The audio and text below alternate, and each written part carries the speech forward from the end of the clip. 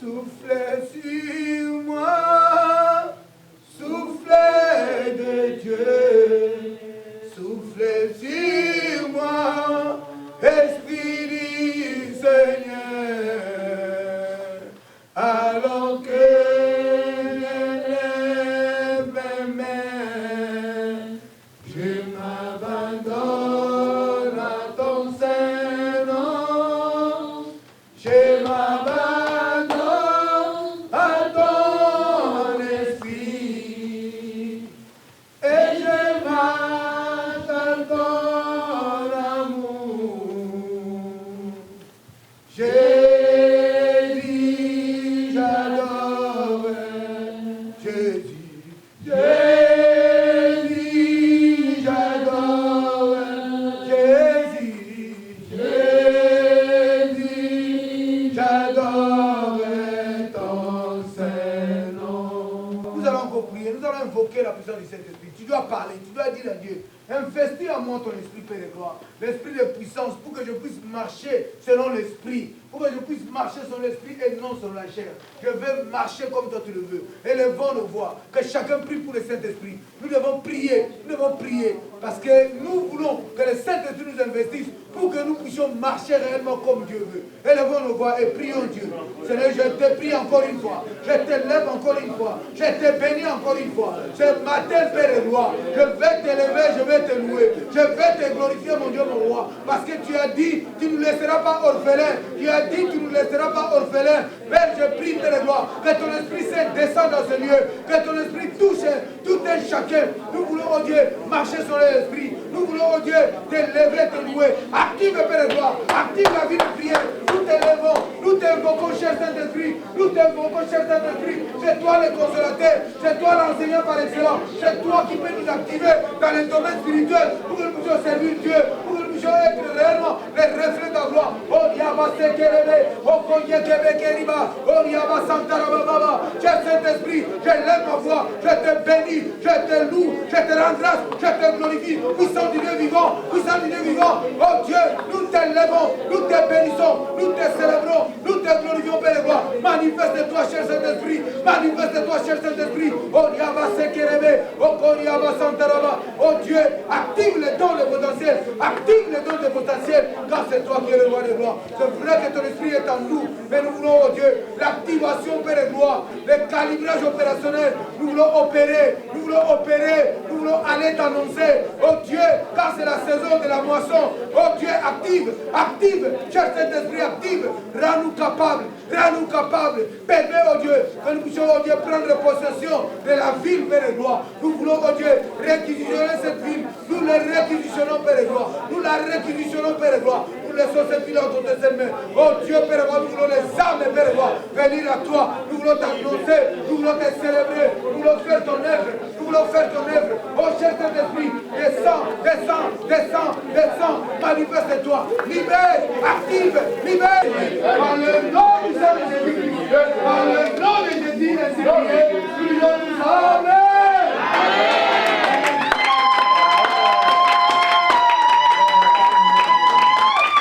Merci Seigneur. Alléluia. Merci Seigneur. Nous pouvons nous asseoir. Nous encore pour essayer de revoir certaines choses, certaines recommandations, principes que Dieu nous libère dans sa parole. Et aujourd'hui, nous allons partager quelque chose qui m'est remonté à l'esprit. Et c'est ce que j'ai essayé de mettre. Mais on aura encore une phase au lieu, on aura une première partie.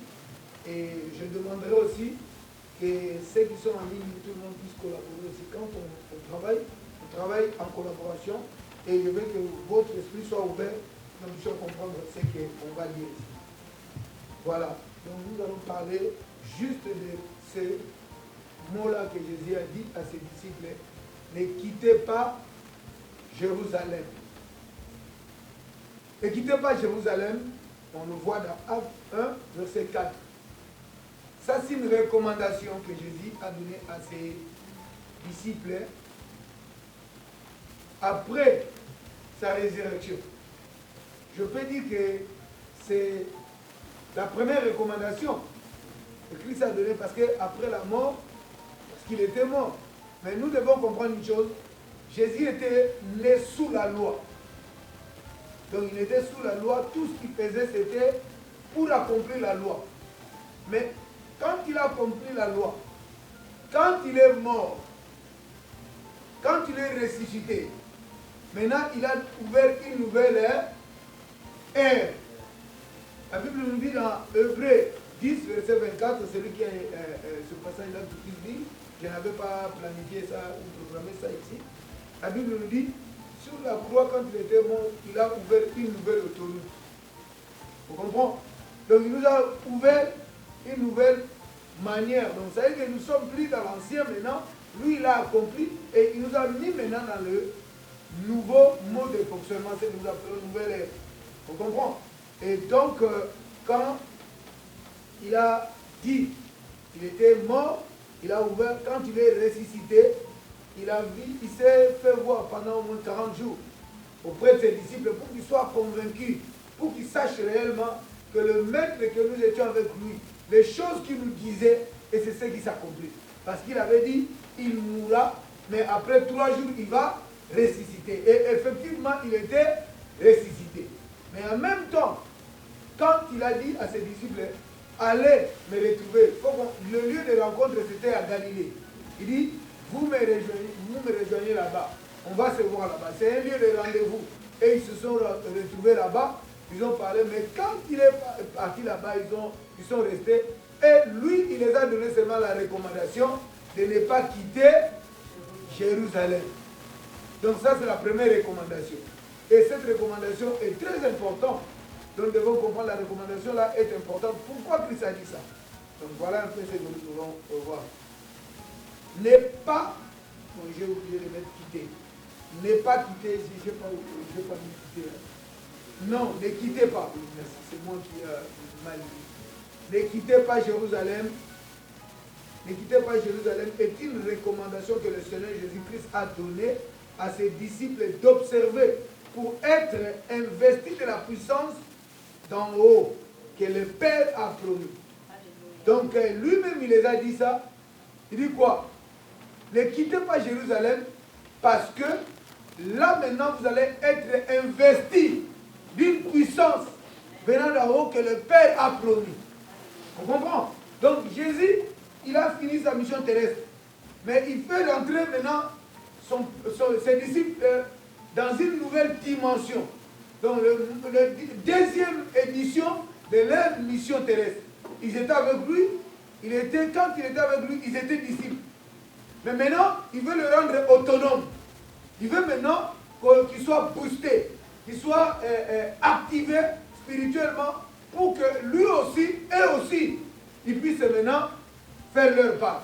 Christ a fait sa part, il les a enseignés, il a fait tout ce qu'il pouvait faire, mais à la fin, il est mort, il est revenu, il les a donné des recommandations pour que cela puisse les activer aussi, afin que eux, à leur tour, fassent la mission. Amen. Hein? Amen. Donc voilà.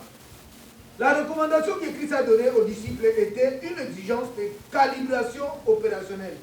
Il y a ce mot-là, c'est moi-même qui est, je ne sais pas comment c'est passé dans mon esprit, j'appelle ça. Donc la recommandation là était une recommandation pour.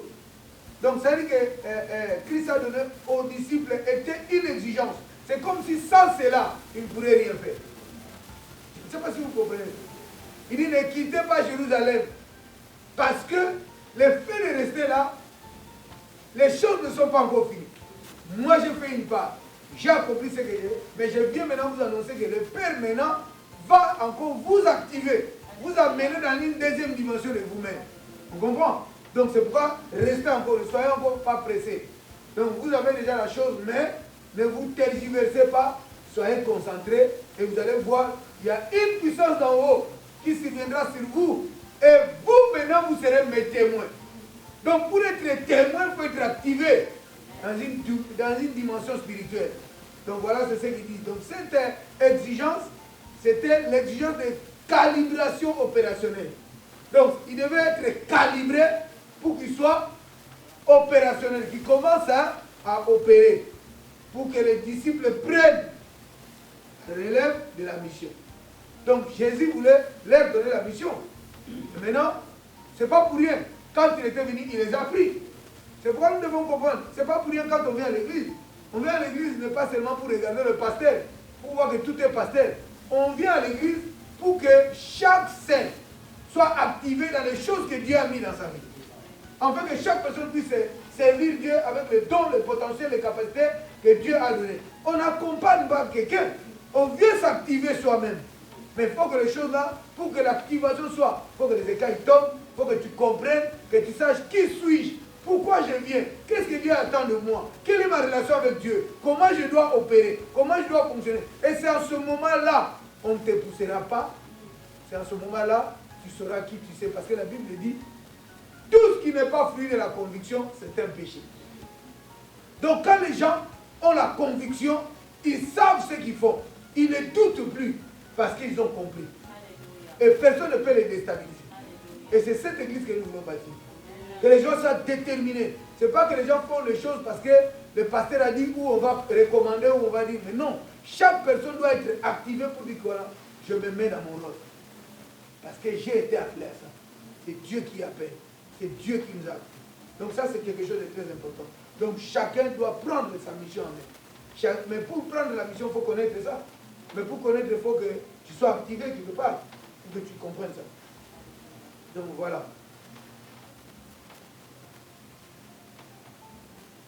Lorsque le Seigneur disait à ses disciples, pendant qu'ils étaient avec eux, et Jésus leur reprochait quelque chose. Il y a une chose que Jésus, il était avec ses disciples, il les reprochait tout le temps. J'ai pris deux exemples. Les paroles que Jésus disait. Lorsque le Seigneur disait à ses disciples, jusqu'à quand vous supporterai-je? Qu'est-ce que cela veut dire? Jésus avait besoin que les disciples, parce que quand on est disciple, on est élève.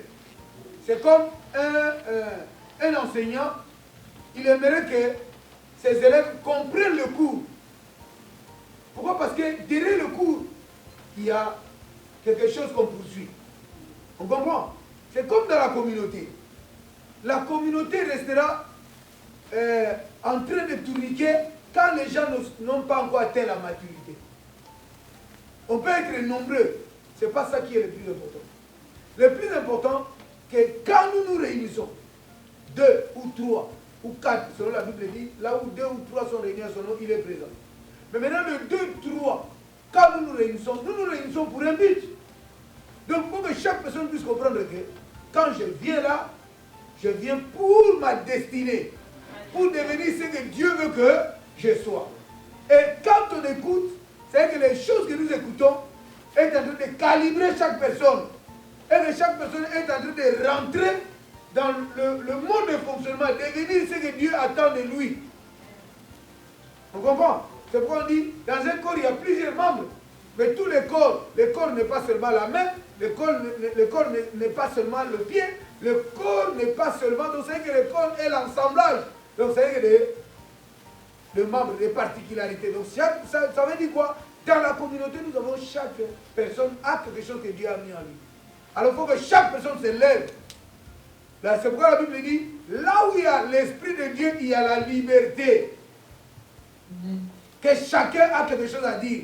Chacun a un cantique à chanter. Chacun a quelque chose. Parce que dans la vie de tout un chacun, on fait comme ça. Dieu a donné des potentiels, des capacités. Mais il faut maintenant rendre les gens libres. Les amener à devenir matures. À servir Dieu. Ça, c'est des choses qu'on doit comprendre ça. Et il disait encore où, cependant, je vous dis la vérité. Parce que j'ai manqué quelque chose. Donc, ou cependant, je vous dis la vérité, qu'il vous est avantagé que je m'en aille. Donc, c'est-à-dire que Christ aussi disait aux disciples, il serait avantageux que je m'en aille. Pourquoi? Parce que si je suis toujours avec vous, vous resterez toujours disciples, dépendants de moi. Mais or, moi, je viens pour un temps vous former, vous impacter, vous communiquer la manière de vivre avec Dieu. Parce que moi, je viens de Dieu, je viens du ciel sur la terre pour vous activer, pour vous montrer les chemins et comment marcher avec le Père. Et maintenant, il sera avantageux pour vous que je m'en aille. Parce que si je parle, c'est à ce moment-là vous allez commencer à faire ça à quoi vous étiez auprès de moi. On comprend. Il faut que les gens comprennent. C'est pourquoi nous nous attachons à ces choses. Il faut comprendre ça, il faut l'aimer. C'est pourquoi la Bible dit, tout est possible à celui qui croit. Quand on croit, on ne doute pas. Et là, Jésus a dit, celui qui croit ne doute pas, il peut déplacer les montagnes. Donc c'est les choses que nous devons capter, comprendre. Nous ne venons pas ici passer le temps pour rien. Nous ne sommes pas là pour crier, on nous dit seulement, dites Amen, Amen, les gens crient. Non. Ici, nous venons pour réfléchir, pour dire que non. Qu'est-ce que Dieu attend de moi? Et je suis qui? Est-ce que dans la vie là, je suis venu seulement regarder les autres? Or, ce que Dieu a mis en toi est unique. Parce qu'un jour, si tu ne l'actives pas, tu lui rendras des comptes. Il te posera des questions. Parce que tout le monde, nous tous, personne ne sera exempt. Nous tous, nous rendrons compte à Dieu. Moi le premier, par rapport à comment je prêche, par rapport à comment je marche, par rapport à comment je suis conscient que j'ai rentré le compte. Donc on doit se bagarrer à marcher comme Dieu veut et à s'aligner dans certaines choses. Donc on doit se battre parce que le problème c'est quoi? C'est comme un enfant. Quand l'enfant apprend à marcher, il peut tomber. On comprend? Mais il ne tombera pas tous les jours. Il finira un jour pour bien marcher, non? Donc ça veut dire que quand on vient ici, si on est là régulièrement, comme la Bible dit, le juste tombera. Cette fois, il se relèvera. Ce n'est pas tant le fait de tomber, mais tant le fait de se relever. Alléluia. Le plus important, c'est de capter, de comprendre et prendre une décision et aller dedans. C'est pourquoi Jésus disait, jusqu'à quand supporterai-je? Vous supporterai-je? Parce que vous avez toujours des mentalités, vous avez toujours des choses, des excuses. Or, les choses de Dieu, c'est oui et amen. C'est question de choix. Quand tu as fait un choix, la Bible dit, si tu fais un vœu, ne tarde pas à l'accomplir. Mais quand on dit on est enfant de Dieu, quand on établit les choses de Dieu, on parlait de programmes, on parle des choses. Mais qu'est-ce qui empêche une personne de ne pas réellement être en accord avec Dieu? C'est notre nature humaine, notre nature charnelle. Parce qu'il y a X, Y raison. On ne dit pas que les gens ne vont pas travailler. Travailler, c'est quelque chose qui est important pour la vie d'une personne. On ne dit pas que les gens ne vont pas aller voir les gens partager leur vie. Non, c'est tout à fait normal. Mais il y a une chose que moi je répète, la vie consiste de choix. La vie consiste de choix. Donc la vie avec Dieu, c'est toujours un combat. Tu vivras avec les gens, tu seras bien avec les gens, mais tu dois aussi être bien avec Dieu. Jésus a dit, à César ce qui est à César, à Dieu ce qui est à Dieu. Donc ça veut dire que c'est une vie de combat. Tu dois te bagarrer pour dire que oui, je dois me lever le matin, aller au travail, je dois venir faire le repas des enfants, je dois faire le nettoyage et tout ça là. Mais en même temps, je suis un enfant de Dieu, je dois tout faire pour aussi aller dans la présence de Dieu. Si, même aujourd'hui, nous avons peut-être des zooms, on n'a pas de temps, mais la présentielle aussi c'est important. Parce que la Bible dit, tout est agréable. Les frères de demeurer ensemble. C'est là où Dieu déverse sa bénédiction. Qui n'aimerait pas ça? Mais quand on ne comprend pas ça, on mettra ces problèmes ou ces intérêts en avant. On dira que non, j'ai à faire ça, j'ai à faire ça. Mais il y a des choses. Dieu nous dit, mettez-moi le feu. Tu dis à Dieu, regarde, j'avais à faire ça. J'allais dormir pour me sentir bien. Mais je laisse pour toi. Tu mets Dieu à l'épreuve. Mais nous ne le faisons pas. Or, la parole de Dieu est claire pour nous. Nous devons réellement changer quand on comprend ces choses. Nous devons être des coriaces. Les gens peuvent nous voir comme ça, mais intérieurement, nous sommes bâtis différents. C'est pourquoi nous demandons toujours à Dieu qu'il puisse nous fortifier dans l'homme intérieur. Ce n'est pas l'extérieur. La force d'une personne dépend de ce qu'il est de l'intérieur. Comment il réfléchit, comment il fonctionne. Il y a d'autres personnes qui sont faibles. On le voit comme ça. Mais il faut être coriace déjà mentalement. Être coriace mentalement, ça va dire non, ça va dire oui, ça va dire... Donc c'est que tu sais tes choix, premièrement, en Dieu. Jésus a dit quoi? Il dit, cherchez premièrement le royaume et la justice de Dieu. Et le reste vous sera donné par-dessus. Tout ce que nous pouvons avoir de la vie, si Dieu ne permet pas, nous ne pouvons pas l'avoir. Mais si Dieu veut, quels que soient les problèmes, Dieu le fera. C'est pourquoi ça ne sert pas de se battre, mais ça sert à croire et à lui faire confiance. C'est ça avoir la foi. Avoir la foi, c'est faire confiance à Dieu. Et la Bible nous dit quoi? La Bible nous dit, ceux qui s'approchent de Dieu doivent croire que Dieu est le rémunérateur de tous ceux qui le recherchent. Donc pour dire quoi? Ta vie ne dépend pas de ton plan, ne dépend pas de ton choix, ne dépend pas si tu vas te faire mal. Mais oh, si tu laisses Dieu, si Dieu veut, personne n'est dérangé. Ça sert quoi à se battre? Ça sert quoi à se positionner tout ça? Parce que même si tu ne veux pas, si Dieu ne veut pas, tu tourneras. Mais la Bible nous rassure aussi. Tout concourt au bien de ceux qui aiment Dieu. Joseph a eu la promesse. Dieu lui a dit, je vais te bénir plus que tes frères. Mais derrière la bénédiction, il a passé les épreuves. La Bible ne dit pas combien de temps qu'il est passé en prison. Mais il a supporté.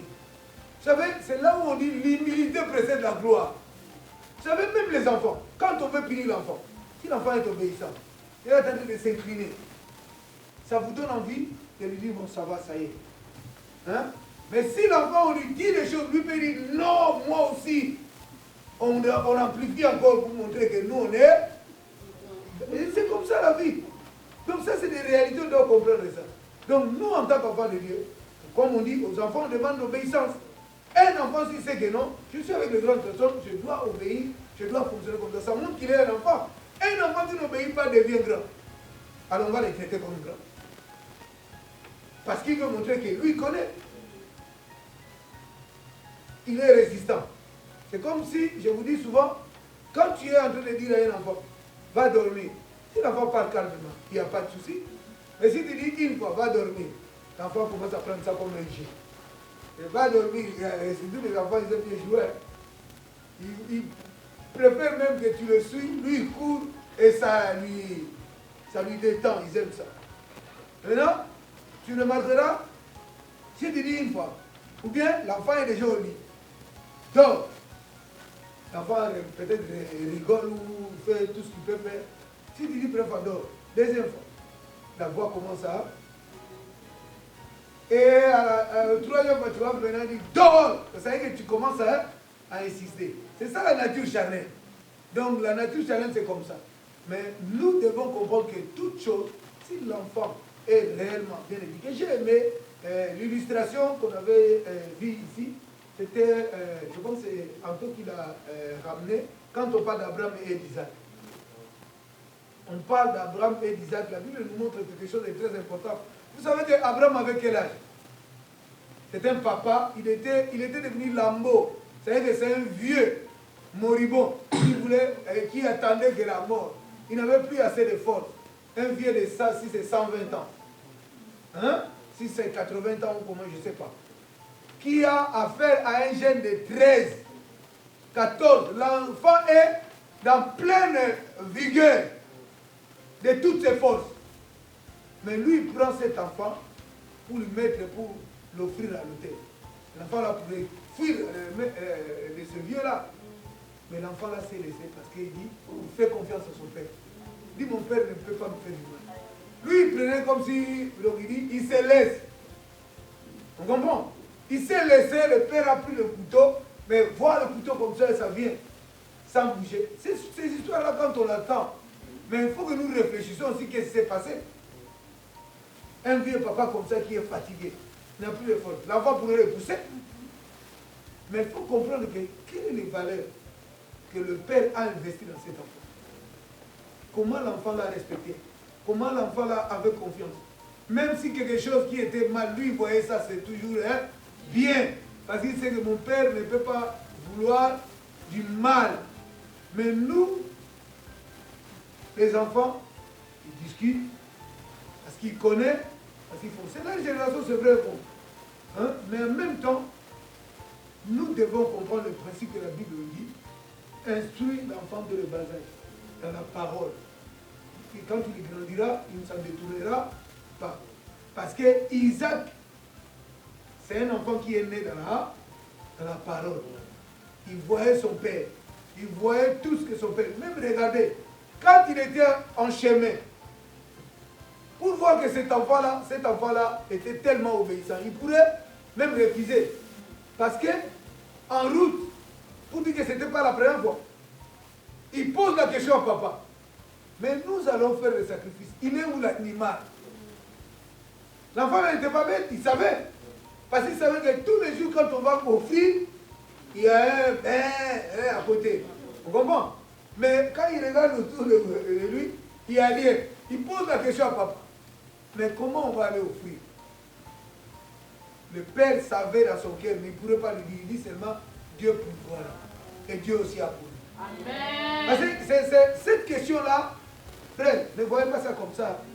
Un papa, que Dieu a dit, offre-moi ton enfant. Et il prend l'enfant, il parle. Et l'enfant sait que nous avons l'habitude d'aller offrir. L'enfant lui pose la question, il est où l'animal? Mais dans le cœur, papa dit, l'animal c'est toi. Mais dans la bouche, il dit, Dieu pourvoira. Dieu a compris la compassion, la peine de ce vieux-là. Vous comprenez? Dieu a compris ça. Mais Dieu aussi, en même temps, il voit que cet homme obéit. Cet homme même. Cet homme a laissé tout ce qu'il pourrait faire pour obéir. C'est pour cela, quand Abraham a mis comme ça, Dieu a dit, laisse, j'ai vu que tu m'aimes. Et derrière ça, Dieu a déclaré, a fait une proclamation. Il a dit, je jure par moi-même. Il dit, je t'ouvre les écluses de ciel. Compte les étoiles. C'est ça, ça serait ta descendance. C'est pourquoi nous tous, nous sommes descendants d'Abraham. Nous sommes issus d'Abraham, le père d'Abraham. C'est lui qui est le donateur. C'est lui qui est le seul. Il dit, ceux qui te béniront, je les bénirai. Tous seront bénis par Abraham. Et dans Galates, on nous dit, reconnaissez ceux qui ont la foi sont fils d'Abraham. Spirituellement, nous sommes des enfants d'Abraham. Pourquoi? Parce qu'Abraham a cru. Quand Dieu lui a donné, Isaac c'est la deuxième fois, troisième fois. Mais quand Dieu lui a dit, Abraham, quitte ta patrie, quitte ton père, quitte ta mère, va. Abraham ne savait pas où il allait. Il faisait confiance à Dieu, il allait sans savoir. Dieu a dit, oui, ça c'est un bon élément. Mais après, Dieu a vu que dans la marche d'Abraham, il y a eu aussi des choses qui n'allaient pas. Parce que Dieu a dit, tu auras un enfant. Abraham n'a pas cru. Abraham s'est confié maintenant à sa femme qui lui a donné un plan. Et ils ont eu Ismaël. Donc ils ont fabriqué la bénédiction. Vous comprenez? Mais Dieu a dit non. Ce que Dieu dit, il accomplira, quel que soit le temps. C'est-à-dire qu'il faut avoir la foi, il faut comprendre avec qui on collabore. C'est un Dieu. Il peut changer tout à un clin d'œil. Alors le silence de Dieu ne veut pas dire qu'il est absent. Donc, nous, le problème c'est quoi? Nous croyons mais nous doutons. Et quand vous doutez, vous êtes vacillés. Donc nous devons réellement être déterminés. Nous avons affaire à un Dieu qui a créé le monde, qui m'a créé, qui nous donne le souffle de vie. Qui peut prendre ça à tout moment. Nous ne sommes pas plus meilleurs que ceux qui sont partis. Mais pourquoi Dieu nous gagne? Il faut que nous posions des questions. Pourquoi Dieu me laisse dans la vie? Est-ce que ceux qui sont partis, ils ont la malédiction ou bien Dieu ne les aime pas? Non. Parce que Dieu te connaît, Dieu sait ce qu'il veut faire avec nous. Le choix de Dieu est tombé sur nous. Nous devons lui rendre la sincère. Nous devons le célébrer, le louer. Ça ne serait pas que des mots, mais ça serait notre style de vie. Notre style de vie. Notre manière d'être. Notre manière d'être. Et quand on est réellement terminé, fixé, établi, Dieu sait. Nous devons enlever les doutes, des choses, tout ça dans la tête. Nous devons être fixés. Moi, je me sens vraiment bien dans mon cœur. Je n'ai pas de problème. Je laisse tout entre les mains de Dieu. C'est celui qui connaît le lendemain.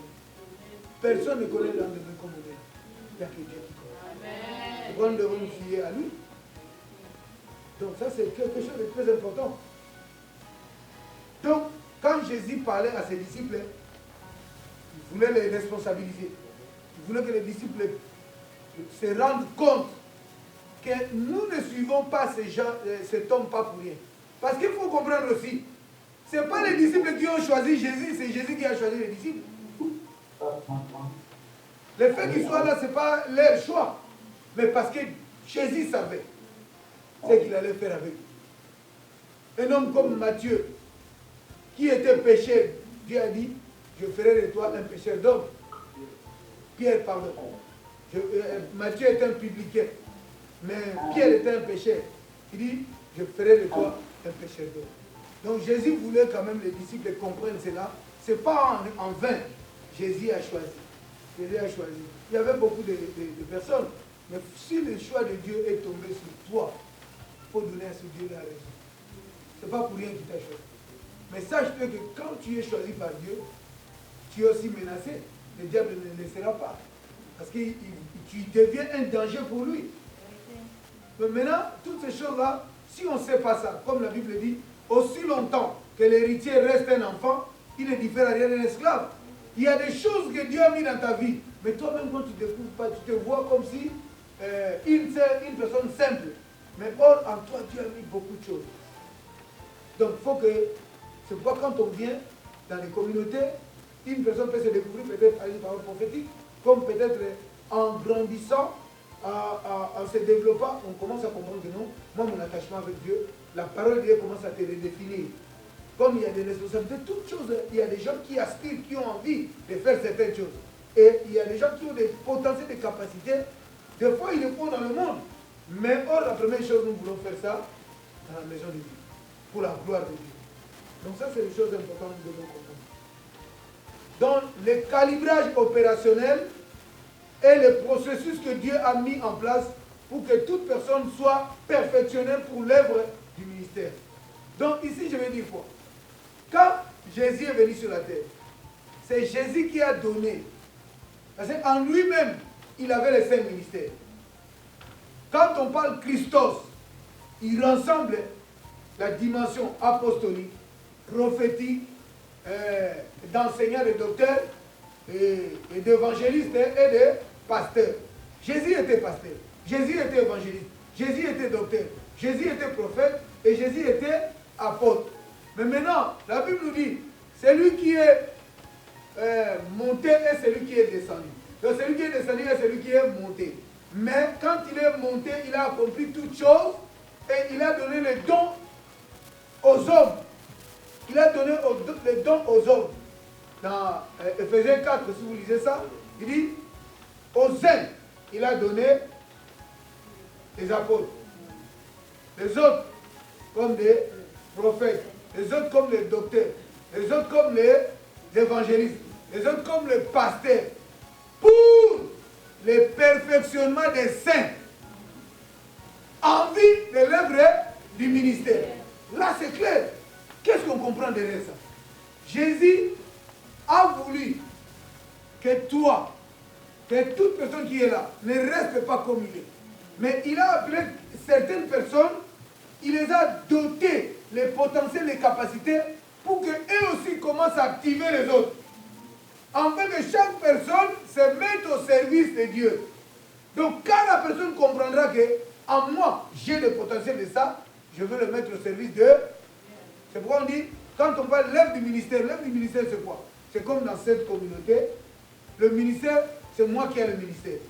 Mais maintenant, derrière moi, c'est comme on dit, derrière la vision, il y a la provision. Derrière moi, il y a tout le monde qui sont là. Tout le monde qui sont là, donc il y a une relation qui doit être bâtie entre moi et... Moi, j'ai le devoir d'amener les gens à grandir, à comprendre, pour parfaire, pour amener les gens à ne plus être des enfants flottants de tout vent de doctrine.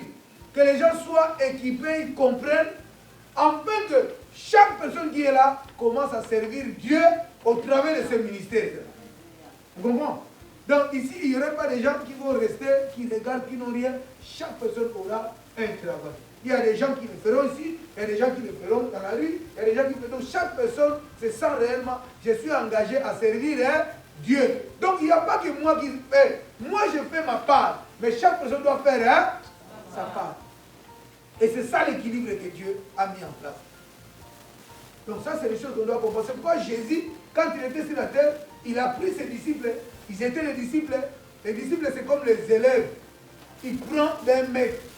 Il voit sa nature, il voit comment il vit, comment il gère les situations. Quand il y a un problème, comment il fonctionne, comment son cœur est. Vous savez que le problème c'est quoi? C'est pourquoi beaucoup de gens aujourd'hui, quand ils se fient dans des communautés, ils n'analysent pas pour voir qu'est-ce qui est le Christ que je vois dans l'homme. Qui est devant moi? Quel est le modèle que je puisse suivre? Donc nous devons, c'est pourquoi on dit, nous devons être des modèles. C'est pourquoi je dis souvent, un bon maître doit être un bon responsable. Alors chaque personne qui est appelée, comme on dit, le vendredi, j'ai aimé les cités de prière, on a prié pour les leaders secondaires. Mais les leaders secondaires sont là pour secondaires, ils doivent aussi prendre leurs responsabilités. Donc, eux aussi, ils doivent être des modèles pour que les autres voient en eux. Mais maintenant, s'il y a des failles, ça réduit l'élan pour les autres. Parce que les autres vont dire, eux-mêmes, s'ils n'arrivent pas, pourquoi moi? Parce que les gens qui viennent à l'église, peut-être Dieu t'a mis avec une force, mais souvent les gens, psychologiquement, ils veulent voir seulement les modèles sur les autres. C'est pourquoi il faut que nous soyons calibrés. Même quand je parle, pourquoi il y a des fois, j'ai envie de faire autre chose, mais je dis, je ne dois pas céder pour que je sois. C'est ce que Paul dit, moi prisonnier en Christ. Donc sa vie est verrouillée. Il ne peut rien faire. Il doit seulement servir Dieu. Vous comprenez? Et nous voulons faire ça. Nous voulons réellement que les gens se réveillent. Nous voulons que les gens soient déterminés. Soient les gens coriaces, qui servent Dieu, qui pleuvent ou qui neigent. Parce qu'on a compris que sans ce Dieu-là, ça c'est des choses qui doivent changer nos mentalités. Qui doivent changer nos postures correctement. Calibrage personnel de Jésus-Christ.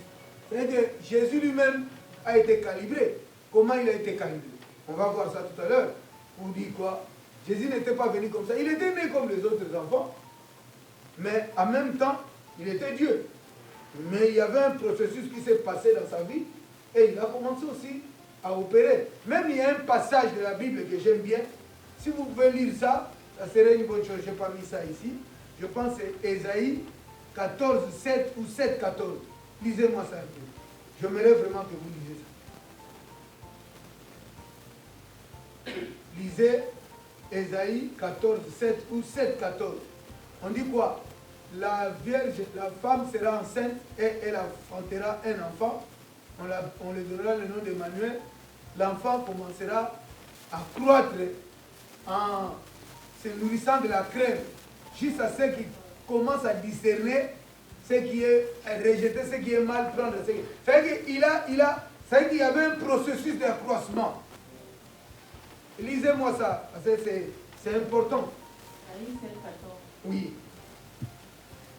C'est pourquoi le Seigneur lui-même vous donnera un signe. Voilà, arrête là. On dit quoi?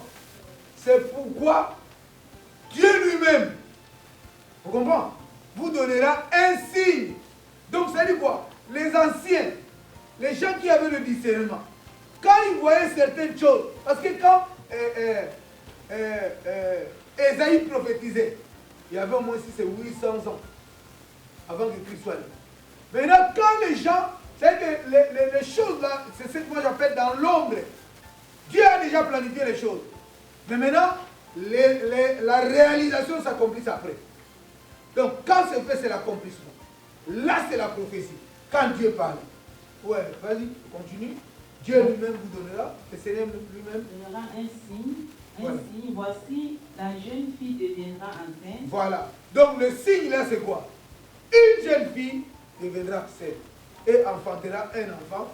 Et enfantera un fils et lui donnera le nom d'Emmanuel. Voilà. Tu sais, quand la Bible dit il enfantera un fils. Moi, j'ai dit un enfant. Ce n'est pas un enfant, un fils. Parce que c'est le fils de Dieu. C'est comme si le fils, c'est quoi? C'est un enfant qui est mature, qui est déjà guéri. qui comprend. Mais on voit maintenant, là, il y avait un processus. Continue, on va voir ça. Il mangera de la crème et Voilà. du miel jusqu'à ce qu'il sache Jusqu'à ce. rejeter le mal et choisir le bien. Voilà. C'est un processus. Donc, il va commencer à se nourrir du miel jusqu'à ce que, donc c'est comme si il commencera vite, mais après un temps, il commence à se développer et il commence à rejeter le mal et Choisir le bien. voilà. Donc pour dire quoi? Ça c'est Christ, on parle de Christ. Donc on l'a déjà dit ça. Mais ici nous allons voir le calibrage opérationnel de Jésus lui-même. Donc voilà un peu ce que nous sommes en train de dire ici. J'ai dit quoi? Les ministères, Christ a donné le ministère pour le perfectionnement. Ainsi lui-même s'est accordé à son Père pour être sa représentation sur la terre. Donc Christ lui-même, il faudrait qu'il rentre dans le plan que Dieu a planifié pour dire que c'est comme toi et moi. Dieu a mis des choses dans nous. Mais ces choses-là ne peuvent que s'accomplir quand toi tu comprends, tu prends conscience. Tu dis, à partir d'aujourd'hui, moi ma vie, je vais la mener comme ça. Tu te bats. Mais ce n'est pas d'aujourd'hui, peut-être hier tu as fait une erreur, après-demain tu fais une erreur. Mais quand tu commences à prendre une décision, il y a des attaques, il y a des choses qui viendront. Mais quand tu te bats réellement et tu deviens ce que tu veux faire. Donc voilà, il s'est accordé. Donc ainsi lui-même s'est accordé avec son Père pour être sa représentation sur la terre. Car c'est lui qui est le vrai représentant de Dieu. Il n'y a pas d'autre, c'est lui qui est le vrai représentant de Dieu sur la terre. Il y a Jésus. Raison pour laquelle il a donné cette recommandation aux disciples qu'ils soient activés. Ils sont activés, comment? Il les a dit, ne quittez pas Jérusalem. Parce qu'ils savaient, il y a quelque chose qui doit être fait pour qu'ils soient réellement équipés. Et qu'ils puissent commencer à opérer. Ça, c'est quelque chose de très important. Nous allons lire maintenant comment Jésus a été activé. Donc le calibrage d'opérationnel. Parce que Jésus n'a pas commencé à opérer comme ça. Il a aussi fait certaines choses qui permettaient qu'il soit ce qu'il est en train de faire. La Bible nous dit quoi? Dans Luc 3, 21, on va lire ça. Tout le peuple se faisait baptiser. Jésus fut aussi baptisé. Et pendant qu'il priait, le ciel s'ouvrit. Et le Saint-Esprit descendit sur lui sous forme corporelle, comme une colombe. Et une voix fit entendre du ciel ces paroles. Tu es mon fils bien-aimé, en toi j'ai mis toute mon affection. Est-ce que c'est Jean qui était allé chercher Jésus? Jean était en train de faire le travail, il faisait sa mission que Dieu lui a donnée. Jean ne se battait pas d'aller chercher les gens. Sa mission était là, les gens venaient. Si vous lisez avant, il y a même les soldats venaient. Qu'est-ce que nous devons faire? On venait poser des questions et tout ça là parce que Dieu l'a appelé. Les gens pensaient que c'est lui qui était le Christ. Parce que le problème c'est quoi? Le problème ici, quand nous parlons de Jésus-Christ, il y avait beaucoup de Jésus aussi. Jésus était un nom qu'on donnait à tout. Mais qu'est-ce qui fait la différence? Le mot Jésus, de Jésus, qui veut dire Dieu qui sauve. Mais maintenant, quand on parle de Christ, c'est le oint. On comprend? Donc lui, il était le oint de Dieu. Jésus-Christ. Donc le oint de Dieu. Donc c'est ce qui fait que quand Jésus était, il était parti comme tous les hommes. Aller se faire baptiser. Parce que c'était comme tout autre Dieu. Il est allé se faire baptiser. Et quand il est arrivé là, pendant qu'il priait, le ciel s'ouvrit. Il y avait une différence entre lui et tout le monde qui se faisait baptiser. Le ciel s'ouvrit. Et le Saint-Esprit descendit sur lui, sous forme d'une colombe. Et une voix fit entendre. Une voix s'est retentie. Une voix, pour dire quoi, retentit du ciel, fit entendre du ciel ces paroles, tu es mon fils bien-aimé, en toi j'ai mis toute mon affection. C'est là où les choses ont commencé. Avant, Jésus n'a rien fait. Mais il devait s'aligner. Il devait se calibrer. Quand il était venu, il est rentré dans ça. Dieu a développé, Dieu a permis que maintenant l'activation. Donc Jésus avait environ 30 ans lorsqu'il commença son ministère. Donc le ministère de Jésus a commencé après ce baptême. Avant, il n'avait pas encore. Donc, commençait son ministère à 30 ans. Étant comme, comme on le croyait, fils de Joseph. Parce que les gens pensaient qu'il était fils de Joseph. Avant les 30 ans, là, comment il faisait? Il allait même à 12 ans. Il impactait les gens, il montrait qu'il était différent, cet enfant. Mais à 30 ans, quand il s'est fait baptiser, quand le ciel s'est ouvert, Dieu a parlé et il s'est levé maintenant. Après qu'il a fini le baptême, directement il était parti à la synagogue. C'est là où nous allons voir dans la synagogue. Luc 4, 18. Qu'est-ce que la Bible nous dit? L'Esprit du Seigneur est sur moi, parce qu'il m'a oint pour annoncer une bonne nouvelle aux pauvres. Il m'a envoyé pour guérir ceux qui ont le cœur brisé, pour proclamer aux captifs la délivrance et aux aveugles le recouvrement de la vie, pour envoyer libres les opprimés, pour publier une année de grâce du Seigneur.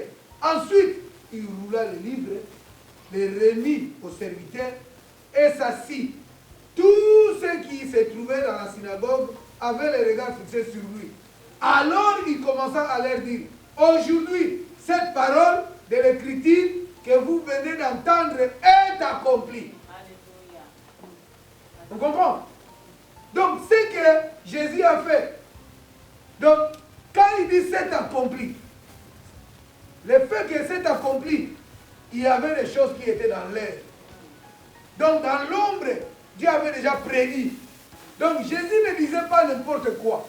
Il disait des choses que les gens qui étaient là savaient.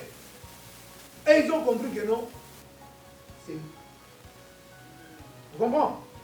Regardons dans Ésaïe. Ce que nous venons de voir, ce n'est que l'accomplissement de ce qui était prédit dans l'ombre. Ésaïe 42, verset 1. Regardons ce que Ésaïe prophétise sous la puissance du Saint-Esprit. Qu'est-ce qu'il dit? Mon serviteur, que je soutiendrai, mon élu, en qui mon âme prend plaisir. J'ai mis mon esprit sur lui. Il annoncera la justice aux nations. Amen. Donc c'est dit quoi? Ésaïe déjà a prédit. On comprend? Mais Jésus lui-même, s'il était sur la terre, s'il n'était pas allé chez Jean, c'est que rien ne pourrait faire. Le Saint-Esprit n'allait pas descendre comme une colombe. Dieu n'allait pas parler. Mais qu'est-ce qu'il a dit à Jésus? Mais c'est sa maturité. Et c'est là où il est parti maintenant vers elle. Il dit, je veux me faire baptiser. C'est qu'il y a des choses en moi. Je dois l'accomplir. C'est comme il y a des choses dans chacun d'entre nous ici. Il faut des fois se lever, prendre une décision, calibrer ta vie, pour que tu puisses devenir réellement opérationnel à servir le Dieu que tu crois. Et Dieu a des choses à faire avec chacun d'entre nous ici. Mais il suffit de croire. Il suffit d'aller. Il suffit de se connecter à lui. Cette démarche d'aller se faire baptiser, Jésus l'a fait. Jésus l'a fait parce qu'il savait et devait le faire pour accomplir la parole que Dieu a dit dans la bouche d'Ésaïe. Là-dessus, nous pouvons dire beaucoup de choses. Donc pour dire quoi? Derrière ça là, il y a beaucoup de choses. Mais j'ai cité quelques éléments seulement, j'ai mis 3 éléments qui peuvent nous aider. On comprend? 1. Il était le dernier Adam.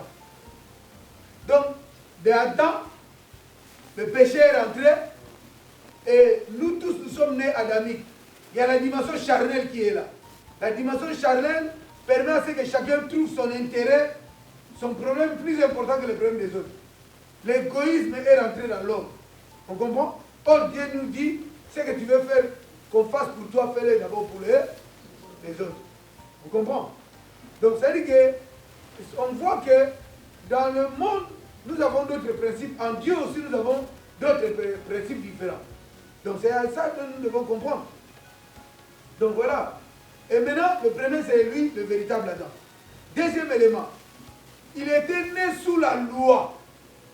Dans la loi, tous les sacrificateurs, les Lévites, ne pourraient que rentrer au service à l'âge de 30 ans. Donc Jésus ne pouvait pas s'en passer de ça. Parce que c'est lui qui est le véritable. Donc qui est venu accomplir toutes choses. Mais comme il était né sous la loi, il ne pourrait pas changer les choses. C'est pourquoi il avait dit, je ne suis même pas venu l'abolir, mais je suis venu l'accomplir. Donc ça dit quoi? Il a attendu, quand bien même il avait des capacités, des potentiels, mais il devait attendre 30 ans pour qu'il puisse rentrer comme tout le monde. Et quand il est rentré, Dieu a validé. C'est là où il a pris la responsabilité sur lui. Et pendant qu'il a pris la responsabilité sur lui, il opérait toujours sous la loi. Mais maintenant, il montrait les modèles que nous, les hommes, devons être. C'est là où il a pris les choses en main et il commençait à fonctionner. Donc 30 ans.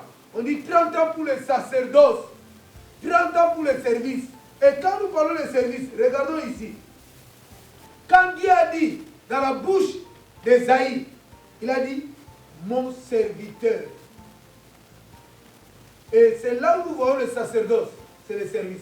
Quand on parle de sacerdoce, on parle de service. On comprend? Ceux qui servent Dieu, ce sont qui ont le rôle de sacerdoce. Or, on a dit quoi? Lui, il est sacrificateur, pas dans l'ordre d'Aaron. Parce que c'est Aaron qui a établi la sacrificature. C'est lui qui gérait ça. Mais alors que lui, il est venu dans l'ordre de Melchisedec. Or, c'est Melchisedec qui a rencontré Abraham. Il lui a donné la dîme de tout. Donc, c'est lui-même qui vient maintenant. Il ne vient pas dans l'ordre. Or, dans l'ordre ancien, quand les gens étaient les sacrifices, c'était la lignée des Lévites. Or, lui, il vient, il est de la tribu de Juda. On voit la différence. Ce n'est plus les Lévites. Et maintenant, c'est Juda. Vous comprenez? Donc, ça change quelque chose. Donc, pour dire quoi? Il était venu sur la terre pour accomplir un rôle. Faire connaître Dieu aux hommes. Montrer comment nous devons fonctionner avec notre Dieu. Parce que, en Adam, nous étions séparés de Dieu. Et lui, il vient. La Bible dit quoi? D'une seule personne, le péché est rentré dans le monde. D'une autre personne, la justice est venue. On comprend? C'est pourquoi on dit quoi? On dit quoi? Mon serviteur, que je soutiendrai, mon élu, en qui mon âme prend plaisir, j'ai mis mon nom, j'ai mis mon esprit sur lui. Il annoncera la justice aux nations. Il annoncera la justice. C'est pourquoi nous disons, la parole de Dieu, c'est la justice. C'est pourquoi Jésus a dit, cherchez premièrement le royaume et la justice. Et le reste vous sera donné par Dieu. Donc nous devons croire à la parole de Dieu. C'est la justice. Ce que Dieu dit, il n'y a pas d'autre. Il n'y a pas de oui, mais. Oui, mais. Le oui, mais, 1945, ça on laisse tout le français. On les laisse les oui, mais pour eux. Troisième chose que j'ai dit, il est celui qui devait nous baptiser en esprit. Quand Jean a vu Jésus, il a dit quoi? Voici l'agneau de Dieu qui ôte le péché du monde. C'est lui qui va vous baptiser d'esprit et du feu. Hein?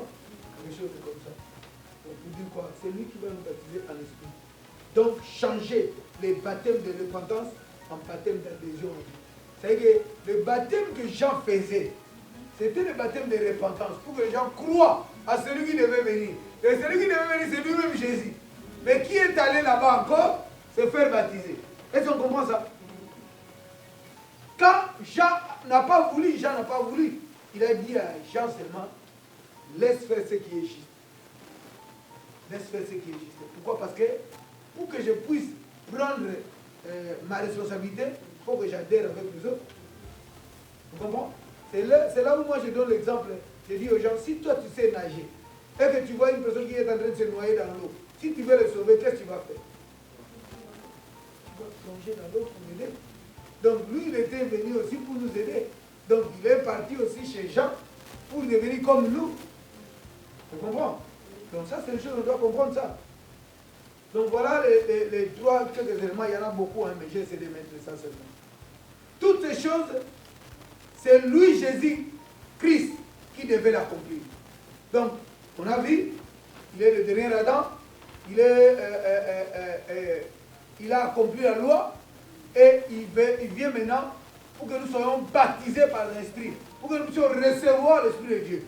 On comprend? Parce que pendant qu'il était sur la terre, l'Esprit de Dieu était sur lui. Vous savez, dans la loi, l'Esprit n'était pas permanent. Mais ça venait, ça partait. Ça venait, donc c'est que c'est la prière seulement pendant un temps, ça partait. Mais maintenant, pendant que lui, il était sur la terre, quand Dieu a parlé, le Saint-Esprit a parlé, l'Esprit de Dieu était en lui. Mais maintenant, il dit quoi? Il faut que je m'en aille pour que vous recevez le Saint-Esprit qui était promis pour vous. Parce que quand il dit, il faudrait que je m'en aille, nous avons vu ça. Je ne sais pas si on peut revenir sur ça. Cependant, je vous dis la vérité, qu'il vous est avantageux que je m'en aille. Si vous continuez dans ce passage-là, de Jean 16, 7, vous allez voir la suite. Tu peux lire la suite, parce que moi j'ai coupé ça, je n'ai pas voulu faire beaucoup de choses. Que je m'en aille, car si je ne m'en vais pas, ouais, le consolateur ne viendra pas vers vous. Est-ce que vous comprenez cela? Ça devient clair. Ça, c'est pas qu'on dit, on va seulement, les gens vont aller étudier à la maison. Il dit quoi? Il serait avantageux pour nous. Cependant, je vous dis la vérité, il faut que je m'en aille. Parce que si je ne m'en vais pas, je reste sur la terre, il serait difficile pour vous de recevoir le consolateur que le Père a promis d'envoyer à tous. Est-ce qu'on comprend ici? Donc ici, nous cherchons à comprendre la raison pour laquelle Jésus a dit « Ne quittez pas Jérusalem ». On comprend? Mais nous rentrons un peu dans tout pour que nous puissions comprendre. Donc toutes ces choses, c'est lui, Jésus-Christ, qui devait l'accomplir.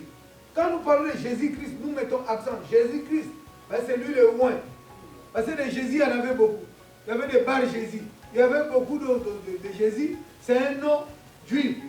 Mais lui, quand on parle de Christ, c'est le Messie, le oint de Dieu. Et c'est lui qui a dit, l'Esprit de Dieu est sur moi. Il m'a oint.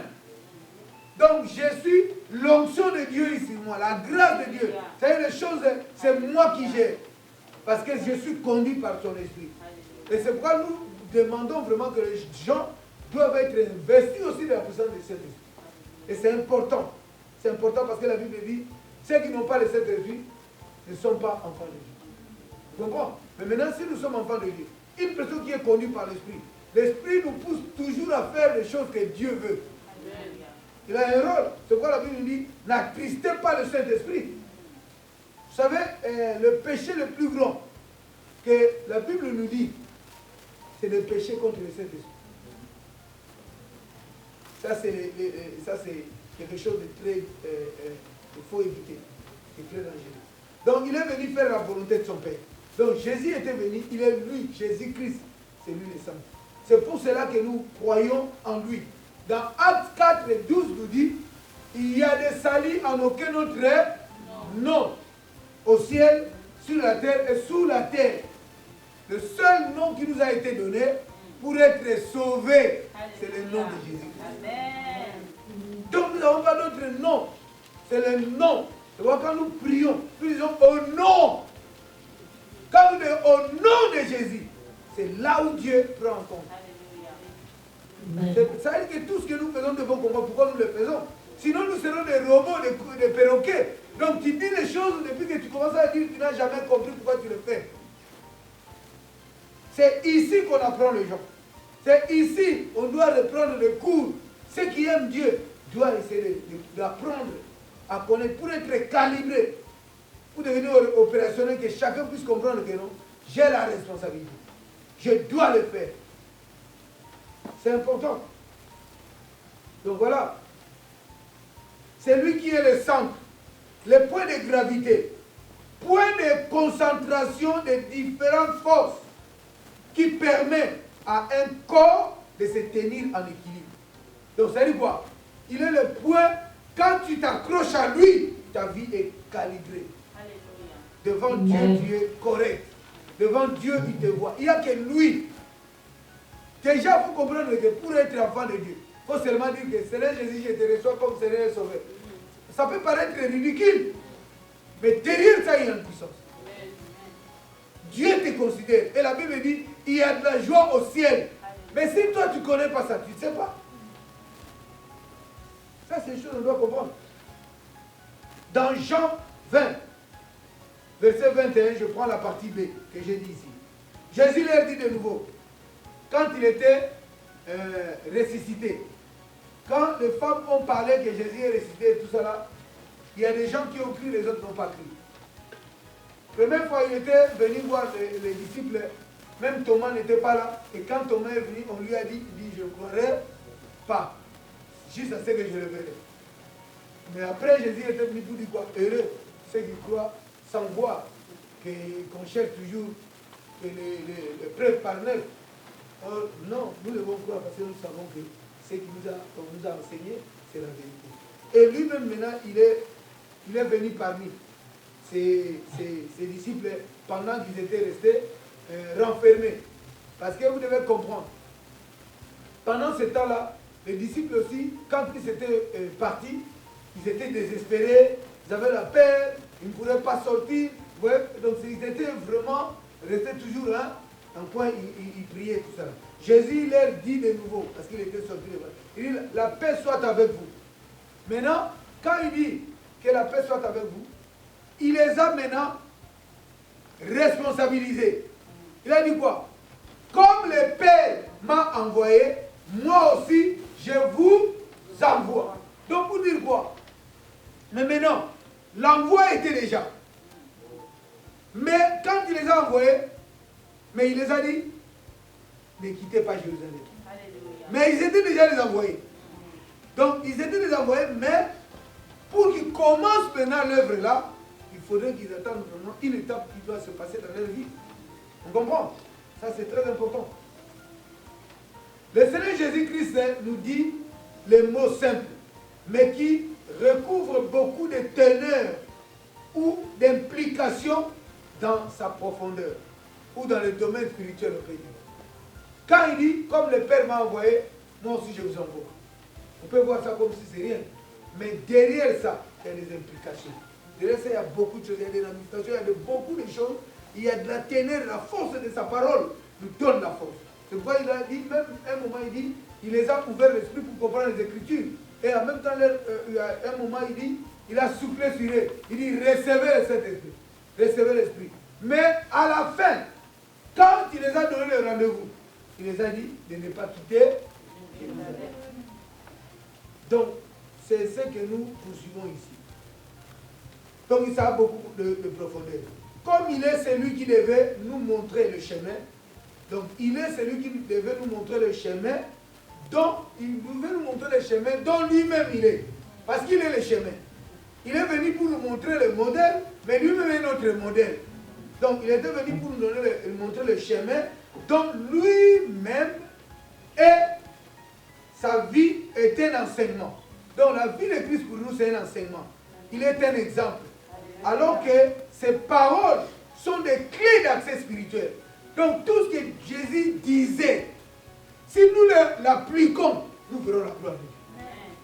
Parce qu'il avait dit, moi je ne suis pas venu vous juger. Je suis venu sauver. Mais les paroles que j'ai ramenées, si vous le considérez, si vous mettez en pratique, vous serez sauvé par cette parole. Parce qu'il dit, moi je suis venu sauver. Mais la parole que je vous dis, c'est cette parole-là qui vous jugera. Donc ça veut dire quoi? Quand tu entends la parole, tu ne le mets pas en pratique. Sache-le que le dernier jour, tu rendras le compte. On t'a dit cette parole-là, qu'est-ce que tu en as fait? On ne se moque pas de Dieu. Nous devons prendre conscience et aligner nos vies. C'est que Dieu n'est pas contre tout ce qu'on peut faire sur la terre. Pourtant, il a mis ça pour nous très bien. Mais seulement nous avons du mal parce que le diable va nous souffler. Et la paresse parce que notre esprit n'est pas encore libre. Nous ne sommes pas libres totalement. Nous faisons les choses. Il faut qu'une personne, quand tu es libre, on verra un grand changement. Les gens verront un grand changement. Et tu verras, tu seras une personne qui sera en contradiction avec les autres. Les autres ne te comprendront pas. Ils vont dire, mais pourquoi il est comme ça? Pourquoi il fait ça? Pourquoi il fait... Mais ce que toi tu fais, c'est que tu es convaincu et ils ne sont pas convaincus. Donc le problème, c'est toi-même qui dois savoir qu'est-ce que tu dois être, comment tu fonctionnes, pourquoi tu fais ça.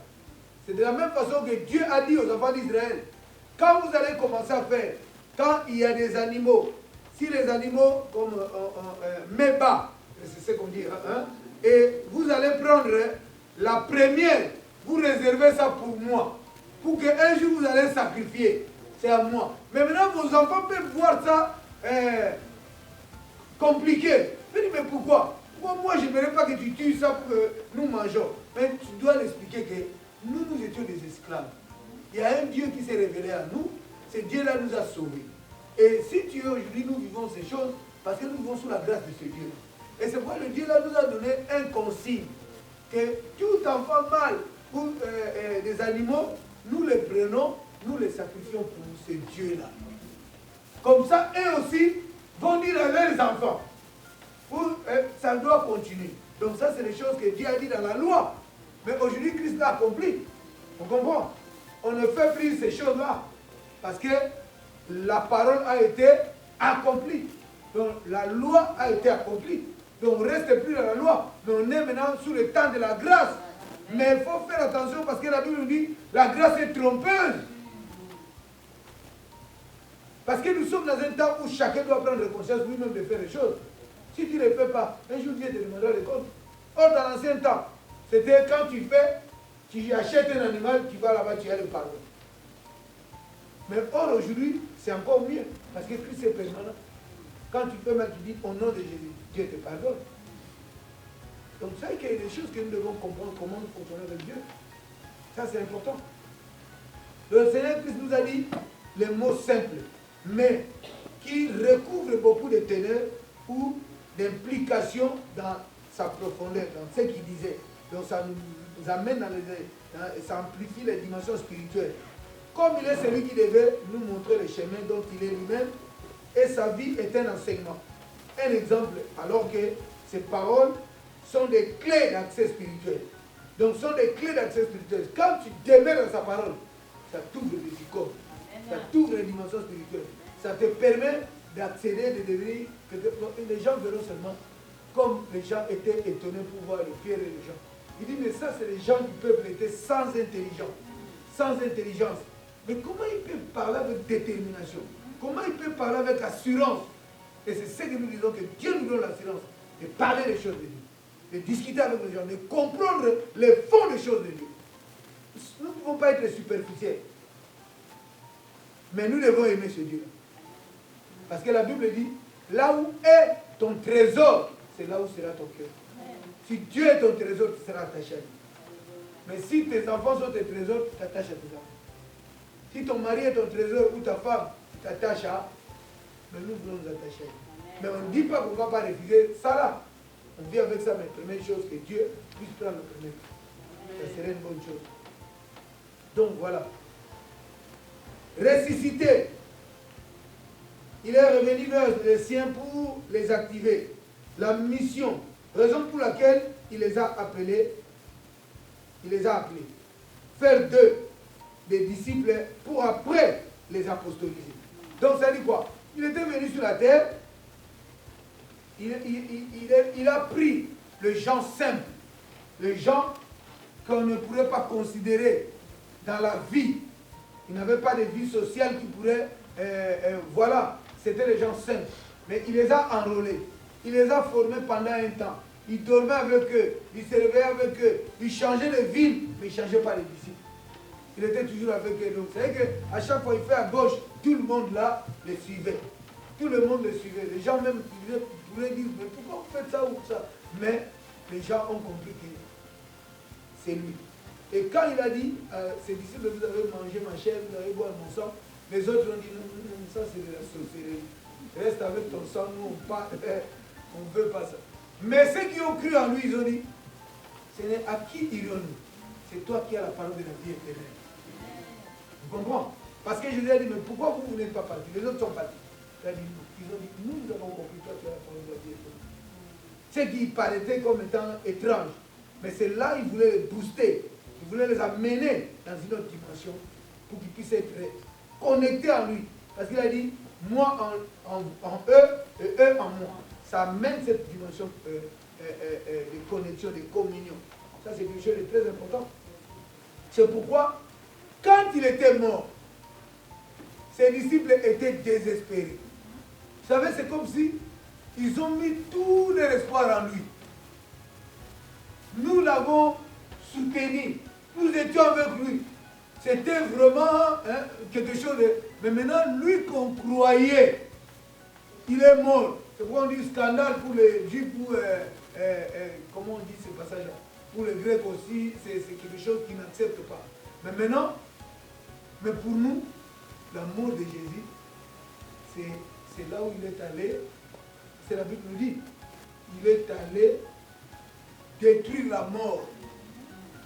Pour aller dans le séjour de mort, ligoter, lier la mort et prendre la clé du séjour de mort. Gloire à Dieu. C'est pourquoi il dit, ce qui est en Christ, même s'il meurt, il dort. Parce que Christ les ressuscite. Les gens n'arrivent pas à comprendre les bénéfices que nous avons en Dieu. Nous vivrons avec les autres, nous sommes avec les autres. Mais nous avons un avantage qu'eux, ils n'ont pas. Si cela est vrai, nous vivrons un jour et ils ne vivront pas. Parce que Jésus a dit, je le ressusciterai. Tu comprends? Il est allé prendre. Et après, les gens qui étaient désespérés, ils avaient honte, ils ne voulaient plus sortir. Parce que les gens vont dire, c'est vous, non? Vous comprenez? Mais le troisième jour, l'homme n'est jamais satisfait. Les disciples, là, Jésus les a dit, qu'il va mourir, il va ressusciter. Mais le troisième jour, quand les femmes ont vu la chose, les femmes sont venues leur dire, ils ont aussi douté. Ils ont dit, ah, c'est vraiment ça. C'est pourquoi lui-même il était réveillé. Il les a montrés par beaucoup de signes. Il les a dit des choses, il les a montrés, et en même temps, il les a activés. Il les a ouverts l'esprit pour comprendre les Écritures. Parce que, vous savez, c'est pourquoi Jésus a dit, je ne vous laisserai pas orphelin, je vous enverrai le Saint-Esprit. Le Saint-Esprit a un rôle dans notre vie. Le Saint-Esprit a un rôle. Il faut toujours demander à Dieu, laisse que ton esprit vienne. Que le Saint-Esprit soit là, qui m'éclaire, je vais capter, je vais comprendre. Demandez ça. Et en même temps dans ta vie, sois observateur ou observatrice. Analyse des choses. Analyse ta vie. Il y a des choses, peut-être Dieu peut te parler si tu n'arrives pas à comprendre. Tu peux passer où? Tu peux passer. La Bible nous montre. Dieu parlait à Samuel. Samuel allait chez Élie, pensant que c'est Élie qui nous parlait. Nous devons comprendre. Il y a des choses que Dieu peut te parler seul. Mais il faut commencer à développer cette relation-là avec Dieu pour commencer à comprendre le langage de Dieu. Il faut beaucoup prier. Dieu est esprit. Et il faut que ceux qui l'adorent en esprit et en vérité. Donc nous devons comprendre. Il est venu vers les siens pour les activer, pour les donner la mission. Il a dit, comme le Père m'a envoyé, moi aussi, je vous envoie. Mais à une seule condition, de rester à Jérusalem. Parce que Jérusalem, c'est là où beaucoup de choses se passent. Donc ça, c'est quelque chose de très important. Ces gens-là étaient des disciples, des élèves qui apprenaient de lui. Mais en même temps, lui, il les a apostolisés. Donc ça dit quoi? Il les a fait rentrer dans la mission. Si vous voyez, il y a un autre passage qui dit quoi? Jésus choisissait les disciples 2 à 2. Il les envoya là où lui-même devait aller. On comprend? Donc il est en train, pendant qu'il était là, il les apprenait. Qu'ils apprennent et qu'ils fonctionnent comme lui. C'est ce que nous voulons. C'est pourquoi même dans la communauté, nous devons comprendre. Pour ceux qui veulent, nous aimerions que les gens comprennent. Les gens puissent parler aussi de la parole de Dieu. Parce que Dieu a des choses à mettre en vous. Ça ne veut pas dire que tu es un pasteur ou tu es qui que ce soit ou comment. Mais tu dois comprendre les choses, là, tu dois maîtriser ça. Sinon, on sera des enfants flottants sur tout vent de doctrine. Nous devons capter, nous devons comprendre. C'est pourquoi Jésus les a activés, les a dit, comme le Père m'a envoyé, moi aussi, je vous envoie. Donc, raison pour laquelle il les a appelés, pour faire d'eux, quand il les a appelés, il voulait faire d'eux des disciples d'abord. Mais à la fin, il les a activés pour qu'ils deviennent des apôtres, deviennent comme lui. Comprends? Des envoyés. Avant, ils étaient des élèves, mais après, ils sont devenus des envoyés. Donc, ils sont rentrés dans le service. Ils commençaient à servir Dieu. De la même façon, nous, dans la communauté, quand nous venons à Dieu, nous venons apprendre, mais à un moment, chacun doit se révéler dans sa responsabilité. là où on verra la beauté de la communauté. Chacun doit faire ce que Dieu a mis. C'est pourquoi la Bible dit, celui qui est appelé A doit s'attacher à. Parce que chacun a quelque chose que Dieu a mis. Nous devons chercher ça. C'est pourquoi moi j'aime bien quand les gens me posent des questions, ils cherchent à comprendre certaines choses dans leur vie. Où j'ai vu ça, qu'est-ce que je peux faire? J'ai lu ça, mais je n'ai pas capté ça. Mon rôle, c'est de vous activer. Si vous ne me donnez pas du travail, je suis tranquille. Il n'y a pas de souci. Mais moi, je suis un don pour vous. Je suis là pour vous activer. La Bible dit, les ministères ont été donnés pour la perfection des saints. Pour que les saints se mettent à l'œuvre du ministère. Donc ça, c'est important. Donc voilà. Ça, c'est notre dernier slide. Parce qu'on avance. Il est presque... on a encore du temps, mais c'est pour ça qu'on arrête là, pour qu'on puisse avoir une bonne échange entre nous. Le problème, c'est quoi? C'est pas du tout de parler de la parole. Mais c'est pour que les gens rentrent, comprennent et qu'ils puissent capter quelque chose. Quand on vient ici, on ne rentre pas vite. Et c'est ce qui est important. Mais avant tout, il y a une condition. Cette condition est une exigence majeure pour leur destinée d'être ces témoins vivants sur la terre. Il y a un prix à payer. Pour être un témoin, il y a un prix à payer. Et qu'est-ce que Jésus les a dit? Ne quittez pas Jérusalem. Ne quittez pas Jérusalem. Une recommandation qui paraît simple, mais pleine de signification dans sa profondeur. C'est que nous allons chercher à comprendre dans les jours qui viennent. C'est pourquoi j'ai dit, j'aimerais que chacun de nous réfléchisse là-dessus pour me donner sa compréhension. Qu'est-ce que toi tu comprends de Jérusalem?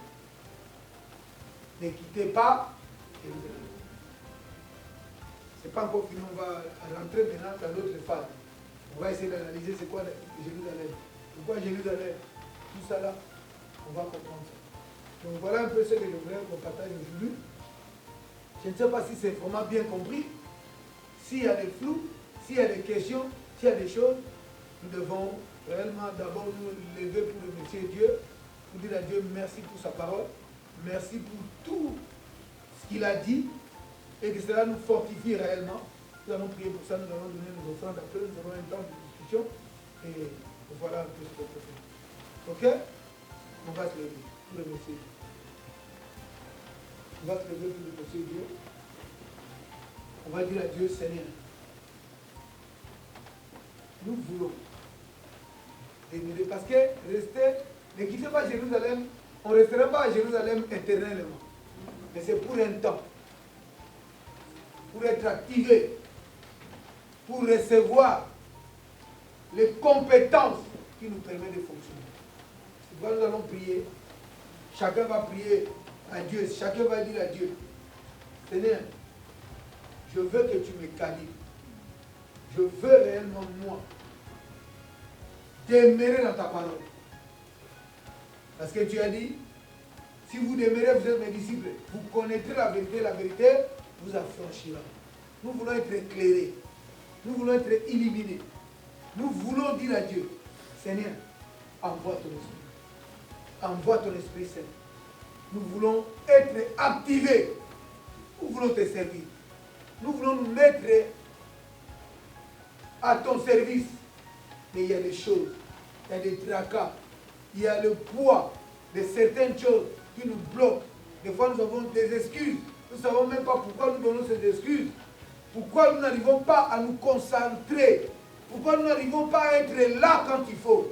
Pourquoi? C'est pourquoi là, le temps est donné pour que chacun puisse rentrer dans le profondeur, s'examiner lui-même et dire à Dieu, Seigneur, je crois, parce que je prie ta sainte scène, ce breuvage qui va m'activer. Mais maintenant je viens, que tu m'envoies ton esprit. Et ton esprit libère pour que je puisse marcher réellement et devenir ce que toi tu veux. Libère ta grâce. Permets, oh Dieu, que cela change mon langage, que cela change mes attitudes, que cela change mon comportement, que je devienne ce que toi tu veux. Et je veux que tu me fortifies dans l'homme intérieur, que je sois ce que toi tu veux. Que je sois ce que toi tu veux. Élevons nos voix et prions. Père, je bénis ton Saint-Nom pour ce moment. Je te loue, oh Dieu, je te glorifie pour tout ce que tu fais. Je me laisse entre tes seules mains, je te loue, Père et gloire.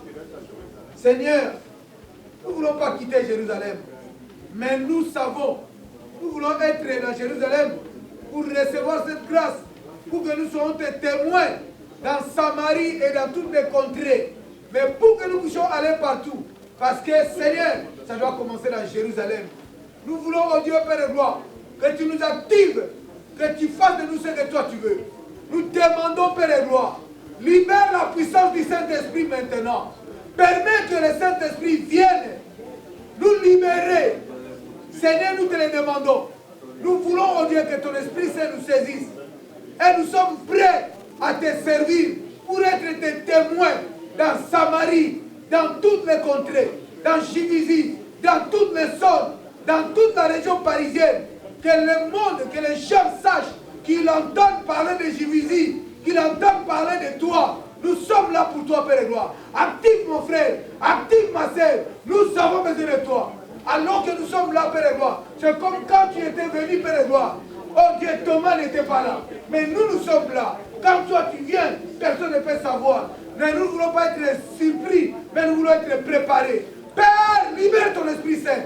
Libère ton Esprit Saint. Le Saint-Esprit de Dieu active la vie de tout un chacun. Il y a un changement radical. Nous avons besoin de toi. Nous voulons compter sur toi. L'Esprit de Dieu, l'Esprit de vérité, l'Esprit de Dieu, la puissance du Dieu vivant, la puissance d'en haut, l'Esprit de Dieu, la puissance de Dieu Bira. Nous t'élevons, nous te bénissons. Cher Saint-Esprit, viens toucher, viens toucher, viens toucher. Oh, je t'élève, je te loue, je te rends grâce, je te glorifie. Active, active, active, active. Permets, oh Dieu, Père et gloire, que ton peuple rentre dans la plénitude. Et Père et gloire, nous voulons recevoir le Saint-Esprit. Nous voulons recevoir le Saint-Esprit. Laisse, oh Dieu, que le Saint-Esprit vienne, Père et gloire. Avec Père et gloire, cette Sainte-Esprit, nous avons prié. Nous avons pris ton corps et ton sang. Nous voulons être un avec toi. Et nous voulons, oh Dieu, opérer dans le domaine spirituel. Nous prions que le Saint-Esprit répande, oh Dieu, cette puissance dans la vie de tout un chacun. Afin que nous soyons tes témoins. Afin que nous soyons ce que toi tu veux. L'Esprit de vérité, l'Esprit de Dieu, la puissance de Dieu, la puissance de Dieu.